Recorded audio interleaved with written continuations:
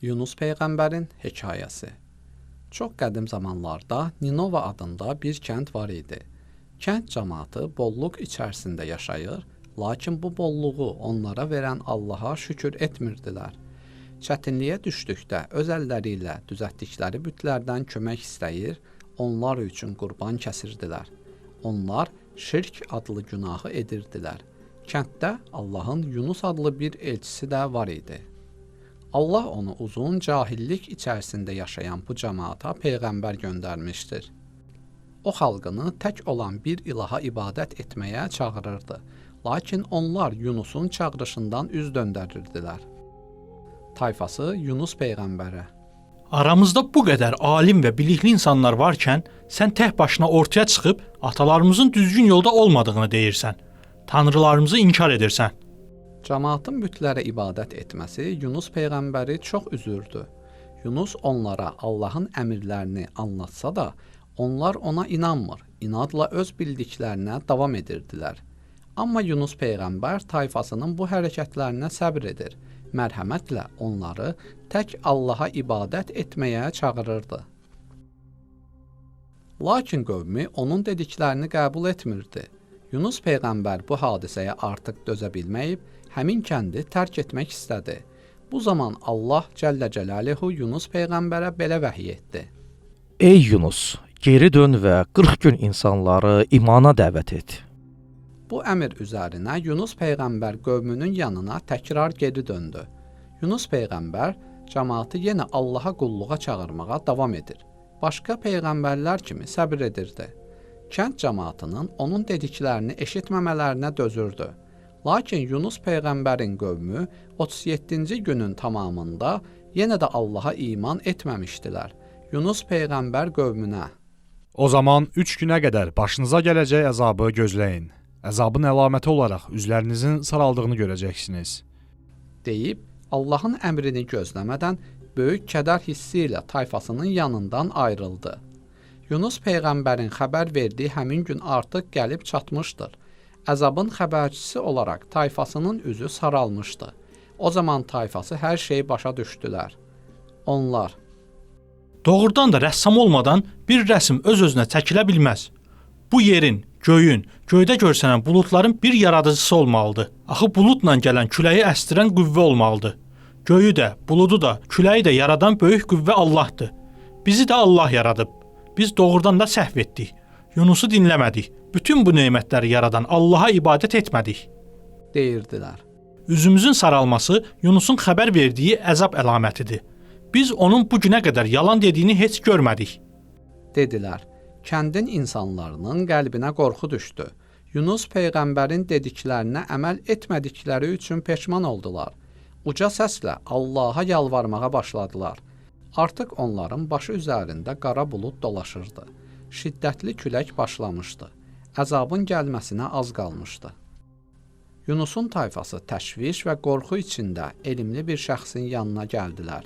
Həmin şəxs də onlara: Hələ ki əzabın gəlməsinə 2 gün var. Yüksək bir təpəyə çıxın. Haqlarına girdiyiniz şəxslərlə halallaşın və onların haqlarını özlərinə qaytarın. Ardından Yunusun Rəbbi üçün qurbanlar kəsin və bu qurbandan zəngin kasıb, böyük kiçik hər kəs yesin. Sonra isə dua edərək belə deyin: Ey Yunusun Rəbbi, biz tövbə etdik, sənə inandıq. Yunusun peyğəmbərliyini də qəbul etdik. Yunusu tapacağımız vaxt sənin əmrlərini ondan öyrənib həyatımıza tətbiq edəcəyik deyə yalvarın. Onların qəlbinə qorxu düşdü və səhv yolda olduqlarını anlayıb tövbə etdikləri üçün Allah Cəllə Cəlaluhu onları bağışladı. Əzabın gəlməsi yaxın olsa da bəlanı dəf etdi və onların əcəlləri gələnə qədər dünyada yaşamalarına izin verdi. Yunus qəzəbli bir halda çıxıb getmiş və ona gücümüzün çatmayacağını zənn etmişdi. Yunus Peyğəmbər tayfasının peşman olmasından, Allahın onları bağışlamasından xəbərsiz idi. O günlər idi ki, piyada yol gedirdi. Nəhayət dəniz sahilinə çatdı. Orada yola düşməyə hazırlaşan kiçik bir gəmiyə mindi.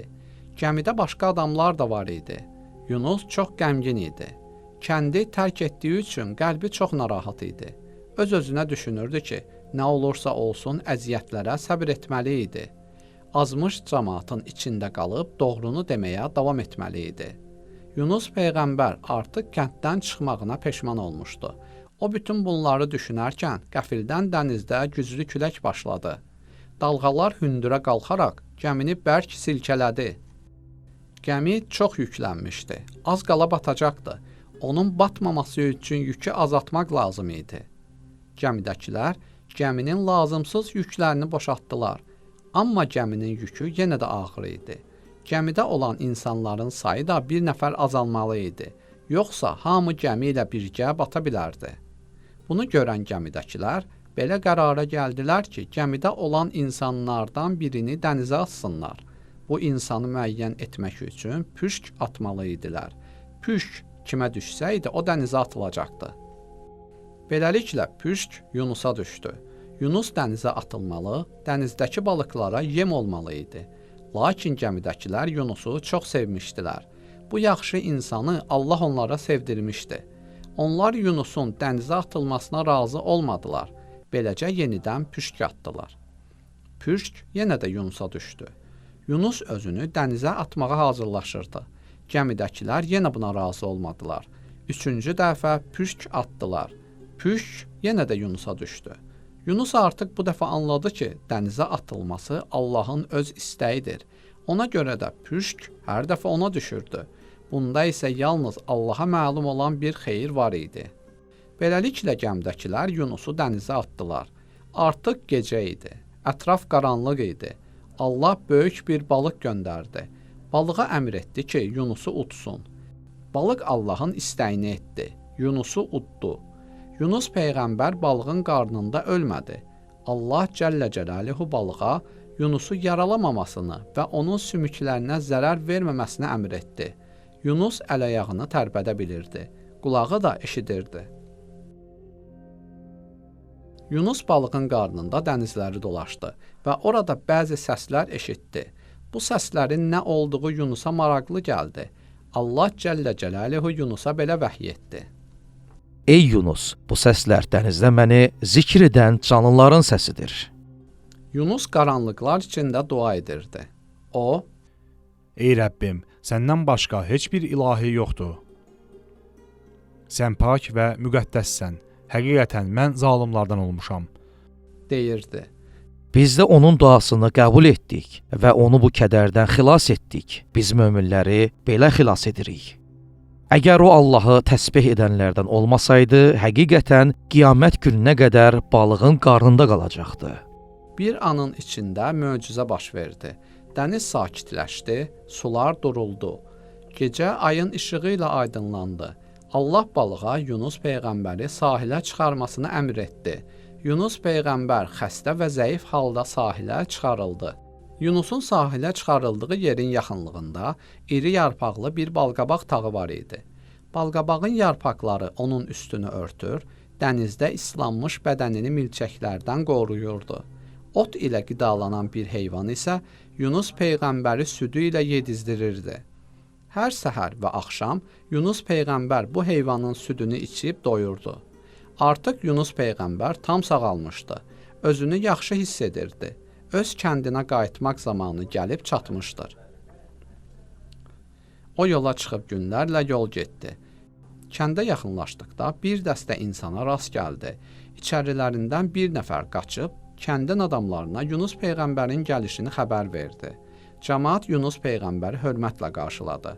Yunus peyğəmbər bir zamanlar onun dediklərini inkar edən insanların artıq tövbə etmiş olduqlarını gördü.